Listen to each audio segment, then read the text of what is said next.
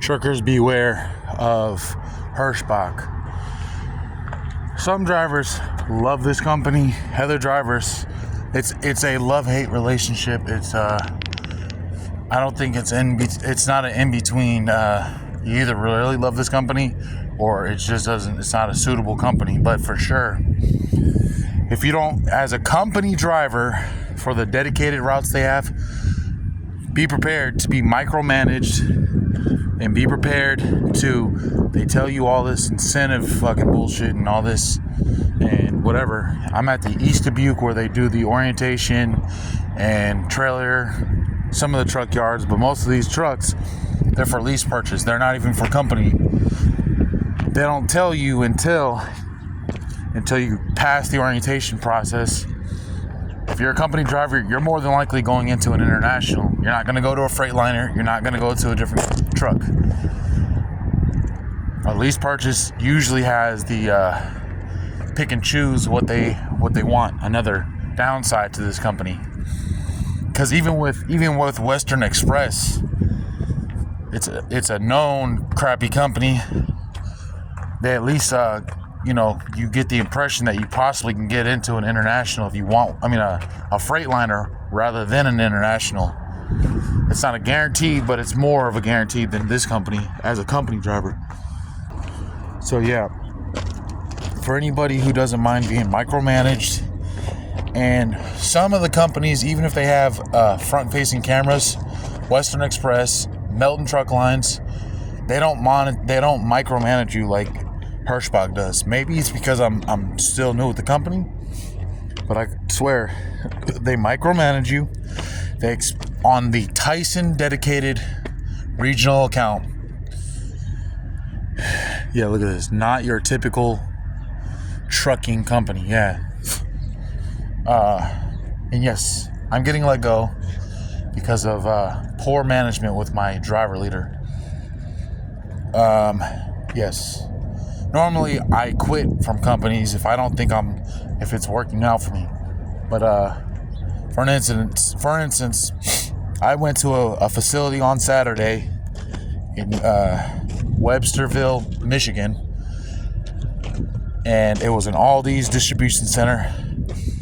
And at the time, it was 15 minutes to my appointment time, and they were backed up 25 or so trucks out of the yard trying to get onto the property to check in for their appointment.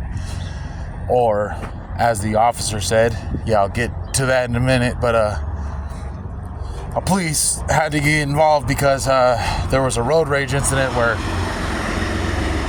2 warehouse workers, some white rednecks, and I can say white rednecks because I'm Caucasian. One guy got all hostile and was ready to fist fight me, and the other guy, he got so confrontational that he pulled out his pistol and gestured like he was gonna shoot me if I got any closer, which I wasn't even trying to get closer. But I know this. It's a long story short. I tried to explain my side of the story, and somehow she still turned it around and made it seem like it was my fault that I wasn't even able to deliver the load. I checked it. I was there 15 minutes before my scheduled appointment.